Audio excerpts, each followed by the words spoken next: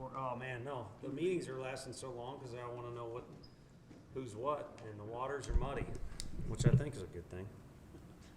All right, everybody, we'll just go right into questions. So just raise your hand. We'll get you a mic. We'll start with Ben. Yeah, Tony, just what do you feel like you learned about your team this fall? I think that there's a heavy amount of competition at a lot of different spots. Some of those freshmen, they come in and you're excited about them, but cautiously excited. You know, what's going to be the surprise? What can and cannot do? And some of those freshmen are competing for important roles on our team, and it's not just a couple of them. There's several. So that and some improvement with some guys that maybe have been waiting their time or biding their time to be in the lineup, who look pretty good as well. You know, there's a heavy amount of competition. So as a coach, you wonder what's better, for the cream to rise to the top and you know exactly who your guys are, or to kind of have that internal struggle. And I guess time will tell with that deal. Ryan, Rick, and then Mike. Just coming out of fall, how many guys do you think are still kind of in a spot to compete for a weekend starter spots at pitcher? I think 5. I think there's 5 with Burns and Sewell and Dolander and Tidwell and also Halverson. And, you know, I think you kind of look at early in the year, too, every game is non-conference. So you got 4 games a week. So there's probably even a couple others that are on the outside looking in, and they've got plenty of time between now and then if they feel like their name should be in that group to get after it before SEC play. Tony, I know you're looking forward, but yesterday you were honored by the Tennessee General Assembly for last season, and talk about that and what that means to the club. Yeah, that was mind-blowing.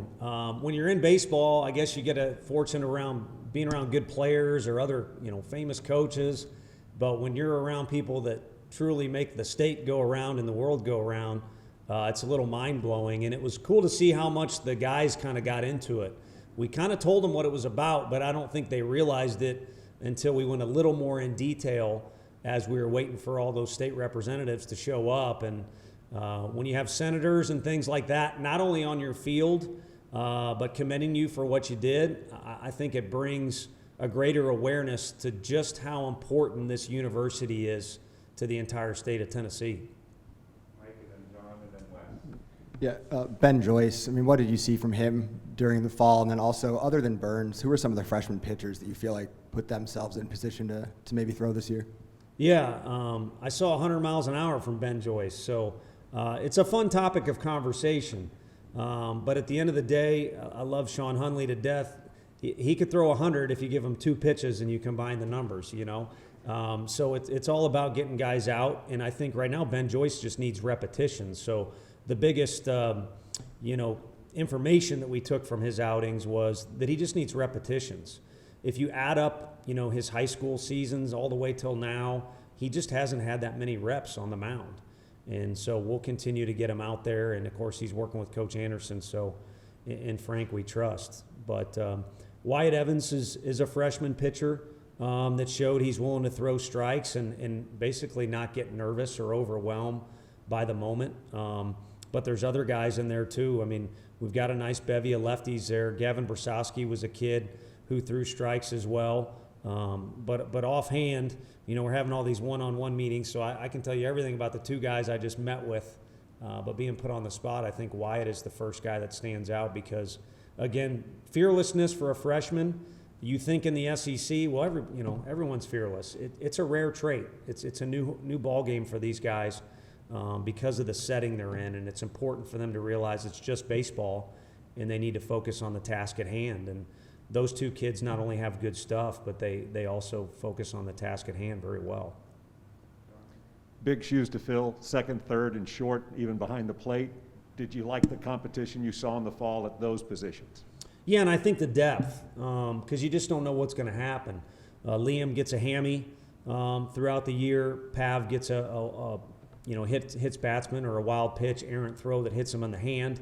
Fortunately, that made him available to catch Peyton Manning's pitch that was a little better than Coors Field, but I think for a quarterback, they were both fine pitches. So having depth there is huge. And I think as far as internal competition goes, catching's a great spot to have it because you need depth. We've shown that we want to use 2 guys behind there throughout the year. It's helped us in recruiting. It's helped us keep our guys fresh.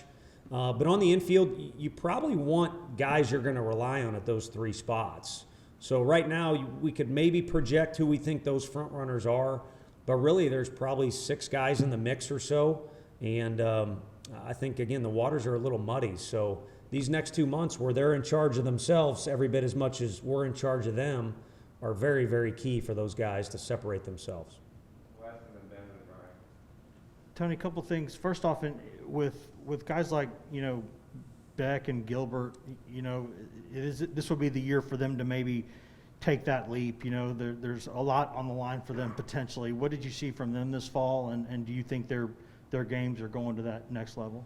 I think they stay true to their roots.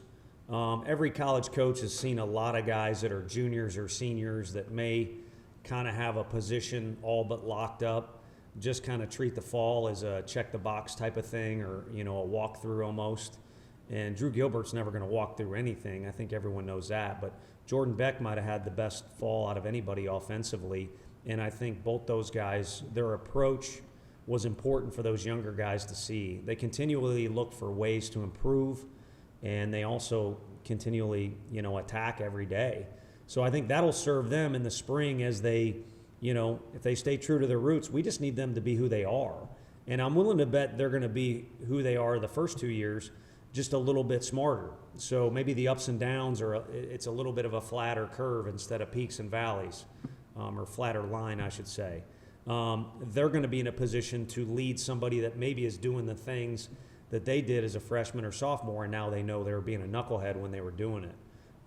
So that's kind of what I vibe from those 2 guys. And also with Evan at catcher, what were your realistic expectations for that situation? And did he meet those expectations, surpass them, not quite get to them? Yeah, I mean, just honesty makes me say excitement kind of overwhelmed any expectations or the idea of expectations, because you have to cheer for the guy. I don't care who you are.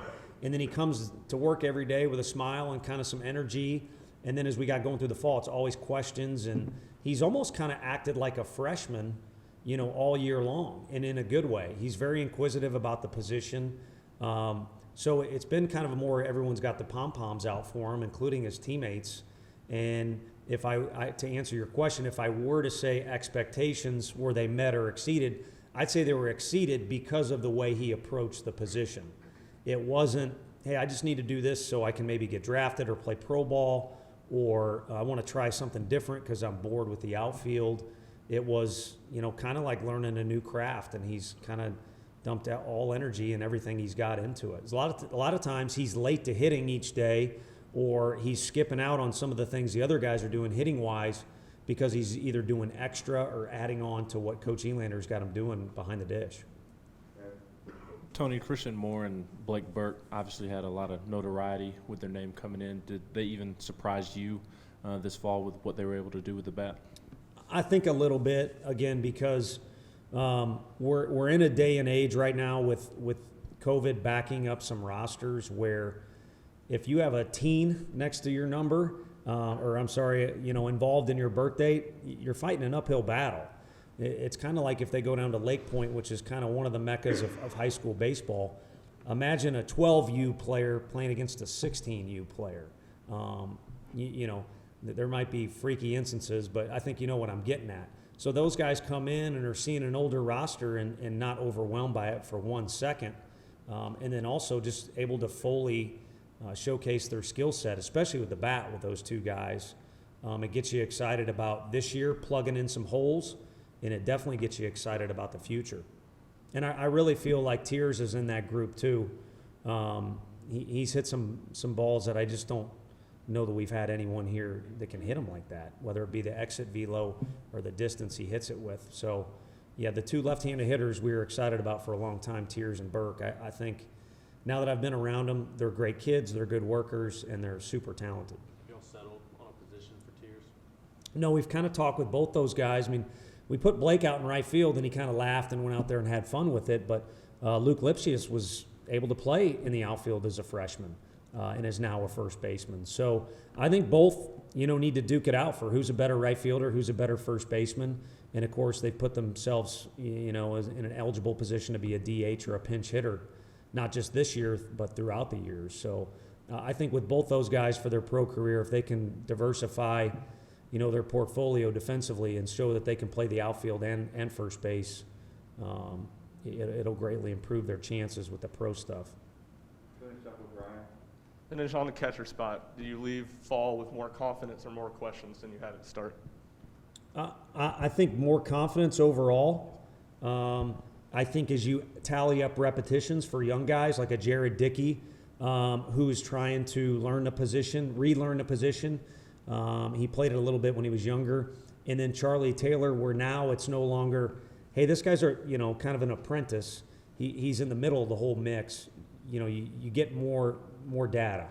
And so now we've got weaknesses we need to attack over the winter. So it's a combination of the two, if that's fair to say. But we certainly need to get better in those areas. And Nathan Smith is a freshman catcher. Ryan Miller is too, has the capability of playing multiple positions.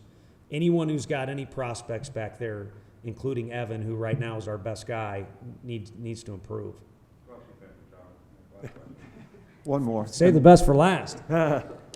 Was there anybody who put together an outstanding summer that they continued that through the fall and taking significant steps that you were hoping they would?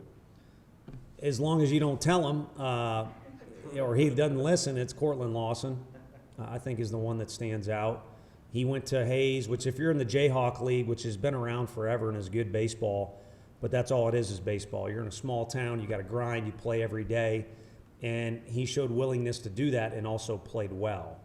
And then if you're going to play in the middle of our infield somewhere, whether it be short or second for Cortland, you have to do some extra stuff, whether it's in your comfort zone or out of your comfort zone. And I do think he's got some leadership capabilities, and if anything, hanging out with Max and Liam as much as he did off the field or away from the field should wear off on him a little bit on the field. And, he had moments there this fall. I don't know how many home runs he hit or how many times he had extra base hits, but he played well defensively and handled the bat well like he did this summer. Thanks, Coach. Thanks, everybody. Yeah, thank you all.